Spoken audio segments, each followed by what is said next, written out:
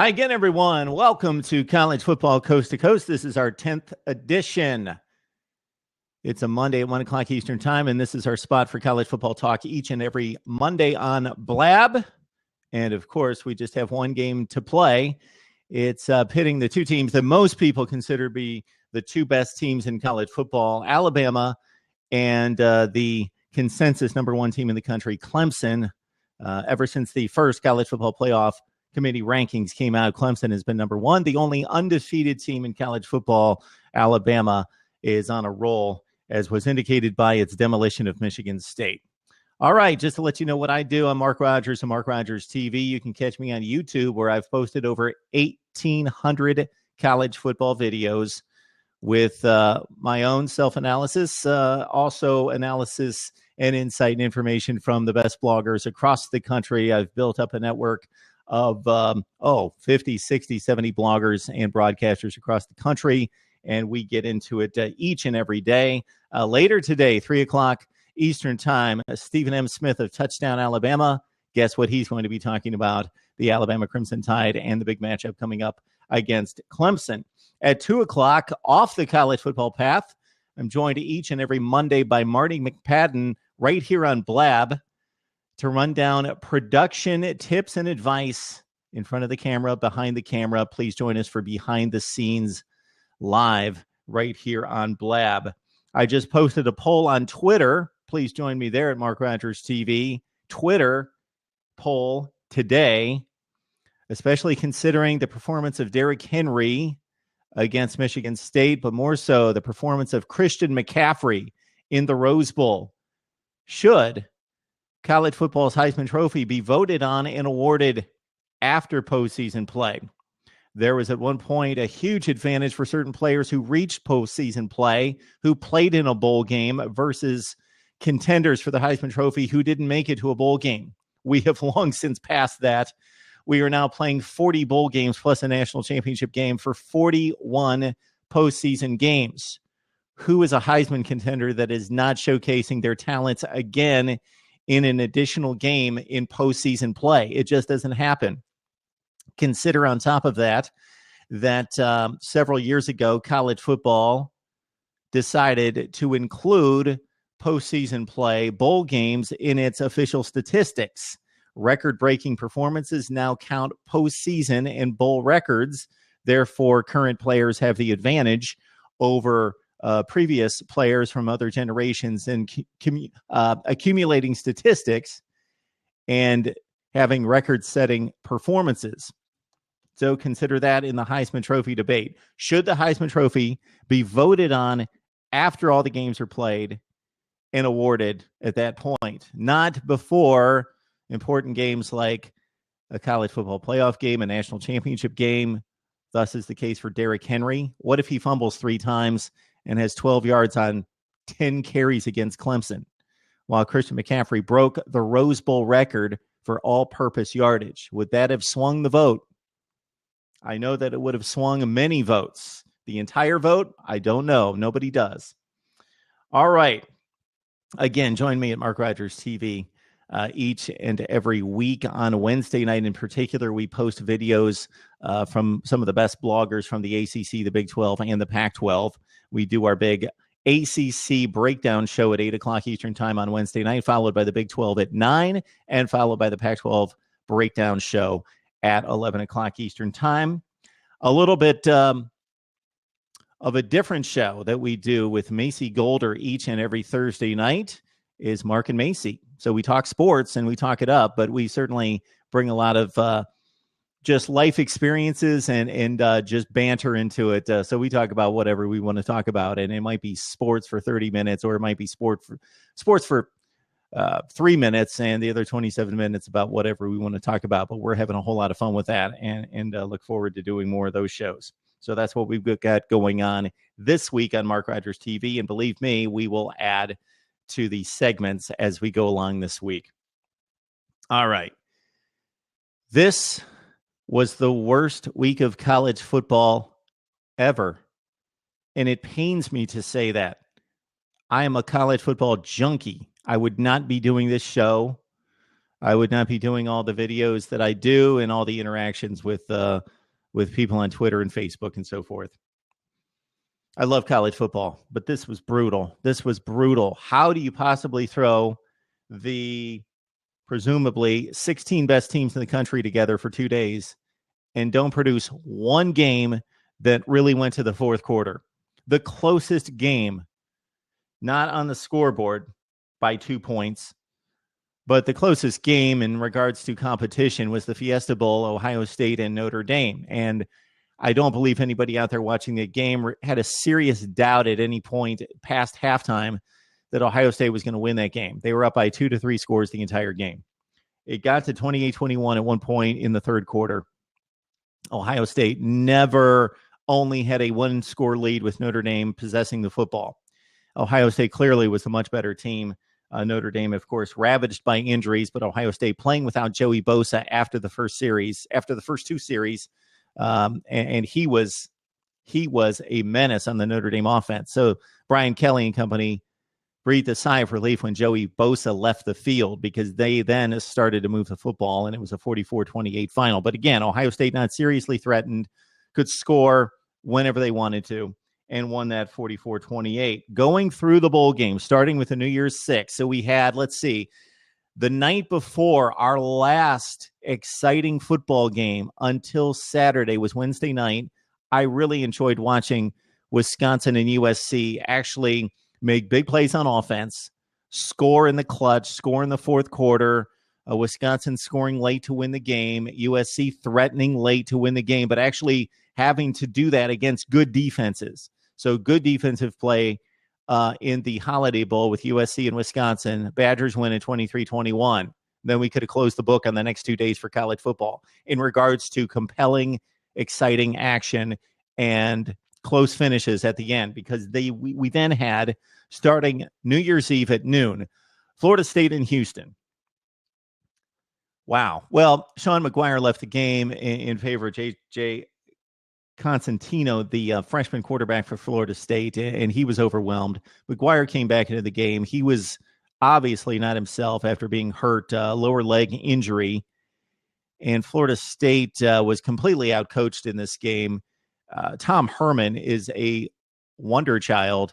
I don't know how old Tom Herman is. I shouldn't call him a wonder child. Tom Herman's an excellent football coach who was the offensive coordinator at Ohio State and has done remarkable things at Houston. And the latest example was on display on New Year's Eve in defeating Florida State 38-24. Game was not that close. It was a 2 to 3 score game the entire second half, and Florida State was completely outclassed. I was surprised by the outcome merely because Florida State has a top-level defense, one of the 5 best in college football, but could not overcome the ineptitude of the offense for Florida State, especially with Sean McGuire either out of the game in favor of the freshman quarterback Constantino, or that McGuire came back in and Florida State, as has been the case with the Seminoles all season, just no spark or firepower on offense outside of Dalvin Cook. And Houston definitely said, let's put the target on Dalvin Cook, and we don't need to worry about much else. And Houston's play calling was exceptional in keeping Florida State's defense off balance. So that was only the beginning of what has now I'm calling the worst week of college football, week being a relative term here, talking about those 2 primary days of New Year's Eve and New Year's Day. Go through history, go through every year of major bowl play, and find me a year where every game was a blowout. Then we had Clemson, Oklahoma. Excellent game for a half. I think if you know and watch a lot of football, that you could see that Clemson was the better team. Even when it was 17-16 Oklahoma at the half, Clemson was more athletic.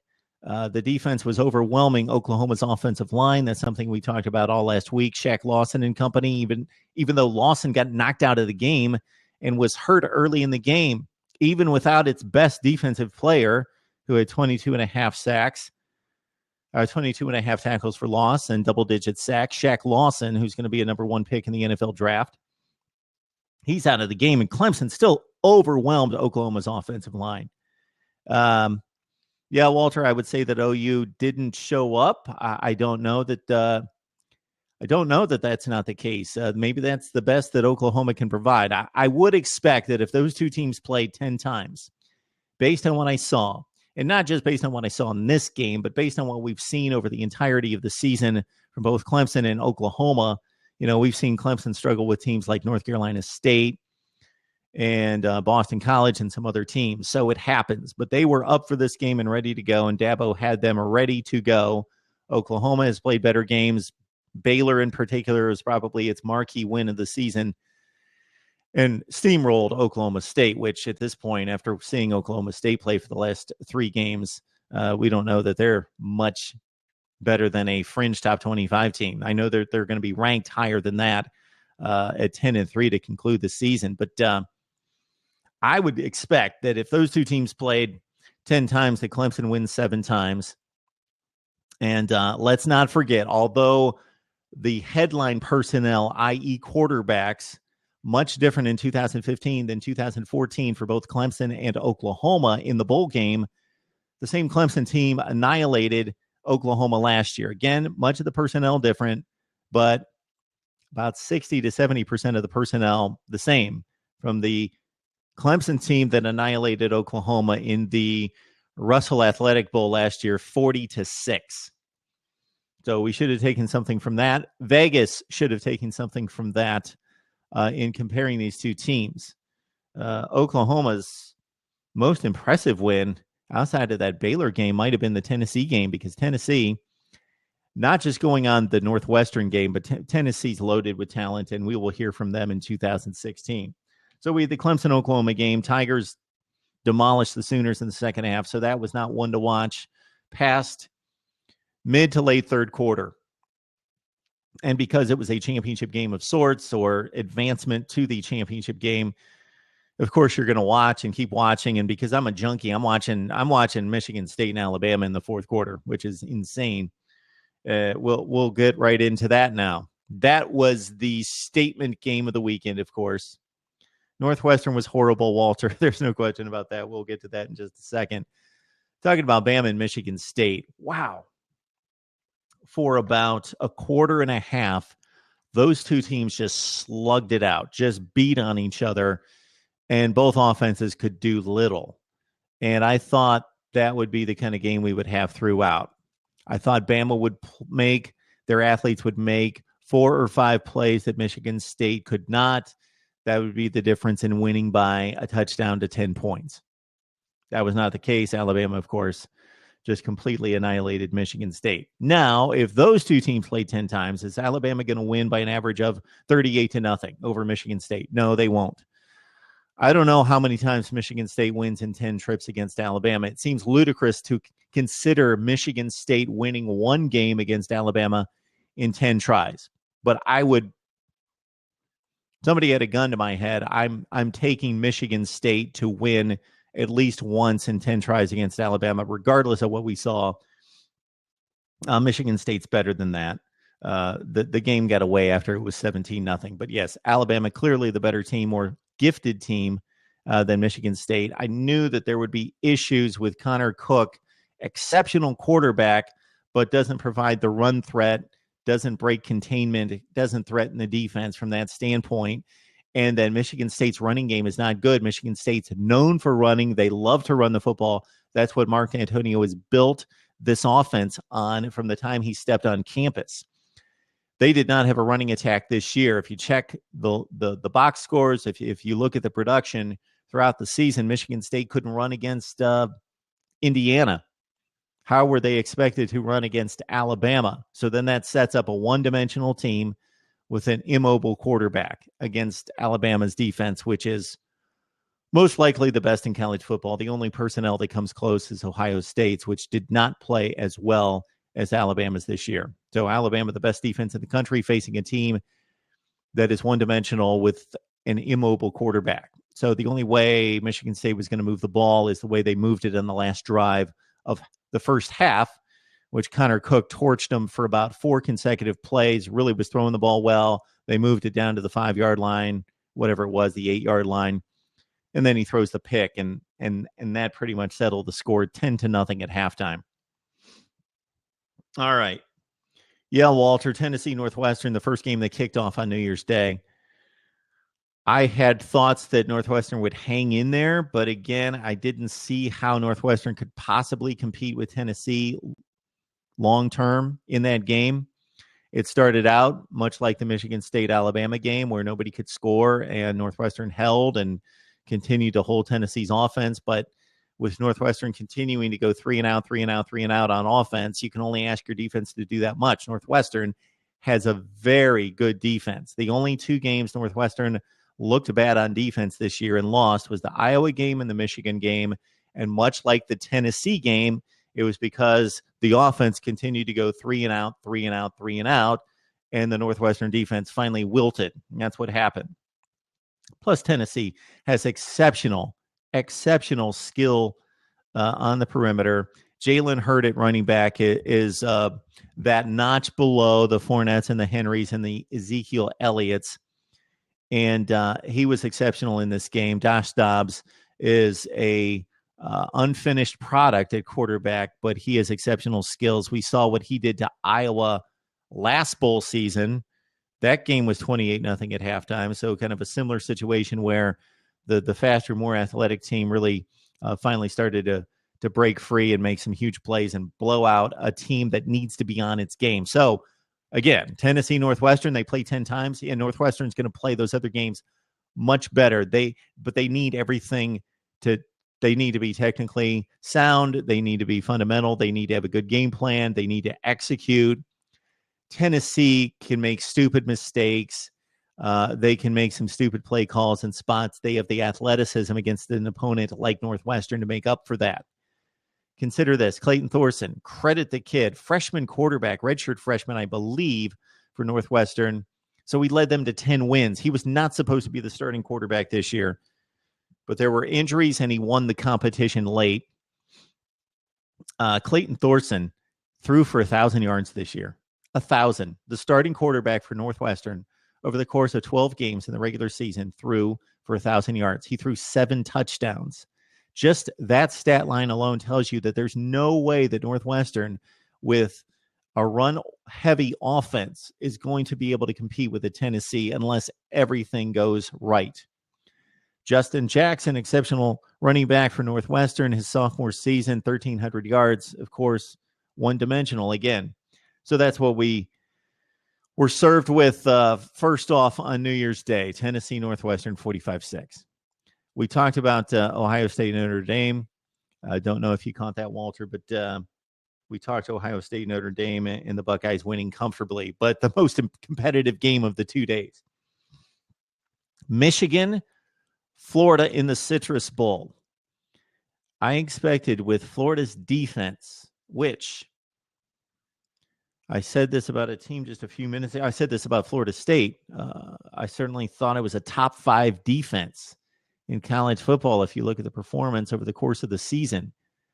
But this game was on opposite Northwestern Tennessee and opposite Ohio State Notre Dame. I could only lock in on one game, and I taped 2 and the whole deal. Yeah, Florida didn't show up in this game. Gators annihilated by Michigan 41-7. This one was easy to pick going in as well, despite a pretty close point spread, because Michigan's capable on offense. They're not dynamic. They're not great. Jake Rudock is workmanlike, but they have exceptional wide receivers with Darboh and Chesson. Jake Butt at tight end is a playmaker. So Michigan has threats on the outside, and Jake Rudock knows how to deliver the football. They relied on him on offense. Michigan did much more down the stretch than they had early in the season when it was mostly Devion Smith at running back. Michigan kills Florida. That was a bit unexpected. I expected a Michigan win by a touchdown.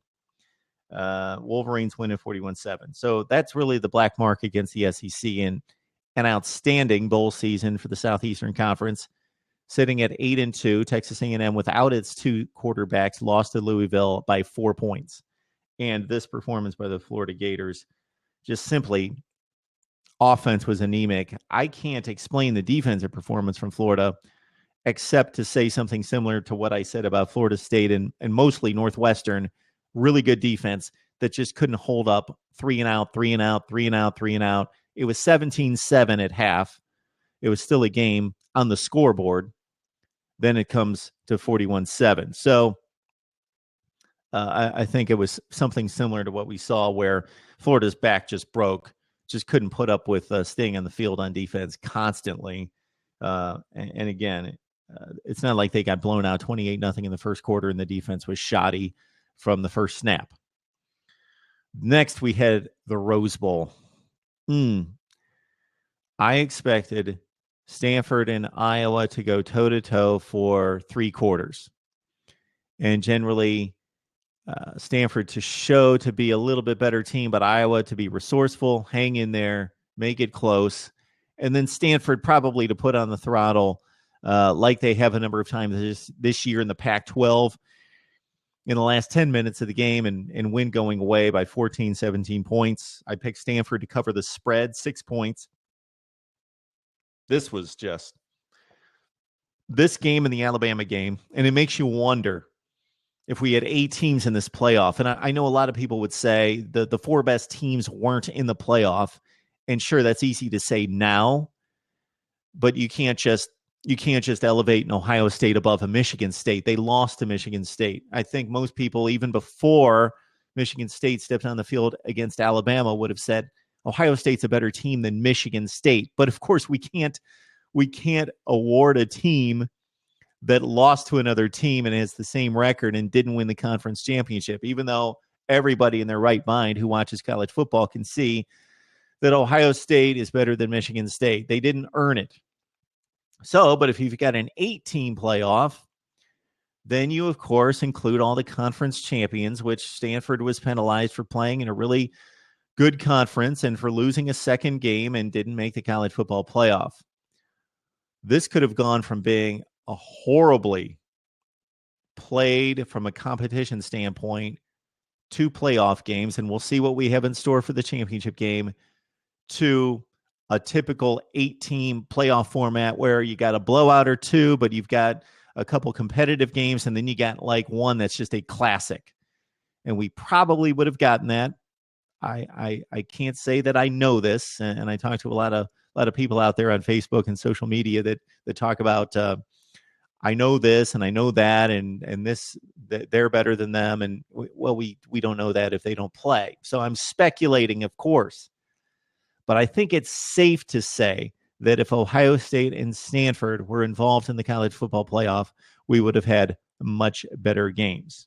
Again, I'm not saying to elevate Stanford over in Oklahoma because Stanford lost 2 games. I'm not saying Ohio State should be elevated over Michigan State because, of course, that's an easy comparison. They played, and Ohio State played a bad game, and they suffered the penalty. Really, if you look at the difference between Ohio State and Alabama's seasons, Ohio State just lost to the wrong team. Who would have thought that we would be in a process, in a format where if you're going to lose, even though people laugh and they chuckle and they make fun of you for losing to a bad team, you do better losing to the bad team, i.e. Ohio State versus Virginia Tech last year. Not a bad team, but a marginal team. Ohio State was able to recover from that, and they beat the good teams. So the comparison in the Big Ten was against the good teams, and they knocked them out of playoff contention, out of the division race. Same thing happened this year with Oklahoma. They lost to a bad team. People were like, Oklahoma, they lost to a horrible Texas team. But that got pushed back into our memory banks, and Oklahoma beat the teams that contended in the Big 12. They beat Baylor and Oklahoma State and TCU. Ohio State lost the head-to-head to the team that it needed to beat. Ohio State should have lost to Rutgers. Lose to Indiana, but beat Michigan State because Rutgers and Indiana aren't your competition. So this is pretty much the format that we have. On the flip side, Alabama also lost to a team that before New Year's Day, we would have said was not as good as Michigan State. There could be some debate about that now, but at the point that the regular season was concluded, we would have said Michigan State's better than Ole Miss. So Alabama has a worse loss than Ohio State, but they lost to a team that went out and lost other games so they could win out and win the division. Imagine if Arkansas would not have pulled off a 4th and 25 miracle, chucking the ball over its head, Hunter Henry, the tight end, to Alex Collins, who ran it all the way in for a first down, actually, and then they scored and won the game. So Arkansas defeats Ole Miss on a miracle. Otherwise, Ole Miss with 2 losses, but only 1 in the SEC, would have won the tiebreaker against Alabama and played in the SEC championship game. Alabama would not have had a conference championship on its resume or a win over Florida, which is less impressive today. But before losing to Alabama and Michigan, Florida sitting there at 10-2 with some decent wins, Alabama would have been probably sitting at home, or there would have been a great debate over who that 4th team would be, Alabama, Stanford, or Ohio State. But didn't happen. It was a clear-cut situation for the College Playoff Committee. I am going to make a prediction, and for the millions of people watching this at some point, I'm going to make a prediction that it's not going to be this clear-cut for the College Football Playoff Committee next year or in years to come. It just won't happen. They were this close to chaos. Didn't happen, though. North Carolina didn't quite pull it off. Notre Dame didn't defeat Stanford, even though they had a lead with 45 seconds left. A lot of things broke right for the College Football Playoff Committee, and basically they could have mailed in that result. And then so we had Stanford and Iowa. Wasn't a game. Christian McCaffrey was way too much. The Stanford defense was overwhelming, and we pay all the attention and credit to Christian McCaffrey, and that's understandable. I think the kid should have won the Heisman Trophy, and I made a what I think is a pretty airtight case for it. Derrick Henry's exceptional, had a great year, but you throw one of the top 10 to 15 backs in college football behind that Alabama offensive line, and they're going to produce something similar to Derrick Henry. Christian McCaffrey is a talent unlike anyone on the college football stage right now. So go back to YouTube, look up my Christian McCaffrey Heisman Trophy case. That was even more cemented by the McCaffrey performance in the Rose Bowl against Iowa. 45-16 doesn't even tell us the full story of the game, because Iowa was just completely outclassed. What I was getting to was the attention went to McCaffrey, but Stanford won this game for a number of reasons, because they outclassed Iowa in so many ways, but first and foremost because Iowa could not pass protect. It was just a joke. Iowa could not handle the front four of Stanford and blitzing linebackers. And C.J. Beathard had no shot. I don't know what his numbers were on the day, but they were inconsequential because he had no chance of doing anything. Plus, Iowa did a few things in this game that are not Iowa-like. Dropped passes that would have converted third downs. And I'm talking when the game was still competitive. So again, not saying that Iowa deserved to be on the same field on that day against Stanford. Stanford, what do you think? They win that game 8 out of 10 times. Again, these teams show up differently in different situations. So again, it's very difficult to see Iowa competing with Stanford based on what we saw a few days ago. But believe me, if they play 10 times, they would win. I even see a 50-50 split out of KG7 Madge. I know we talked last week as well, so I appreciate you jumping on here. You see a 50-50 split with Iowa-Stanford. Interesting. So I only have about a minute left. Just want to remind everyone, it's 1 o'clock Eastern every Monday on Blab. We'd like to get this thing going and have plenty of interaction and engagement from the audience. And finally, wanted to hit on this Ole Miss-Oklahoma State game. Not a whole lot to talk about there. It just emphasizes my point again that this was the worst week of college football. And when I say week, I'm going to condense it down to the 2 important days of New Year's Eve and New Year's Day. And yes, in college football, anything can happen. So if we throw these teams together, again, we're going to get different results. I think, again, we can surmise pretty accurately that Bama's better than Michigan State, Stanford's better than Iowa. But if they played again and again and again, we would see different results and different outcomes. I appreciate you joining me here on College Football Coast to Coast. We're here every Monday at 1 o'clock Eastern Time. And please join me on YouTube at Mark Rogers TV, where I bring on the best bloggers in the business to talk college football each and every day. And again, today at 3 o'clock after our behind the scenes show right here on Blab with Marty McPadden, 3 o'clock, Stephen M. Smith from Touchdown Alabama joins me to talk Crimson Tide, of course, against Clemson. So appreciate it. We'll see everybody next week right here on College Football Coast to Coast.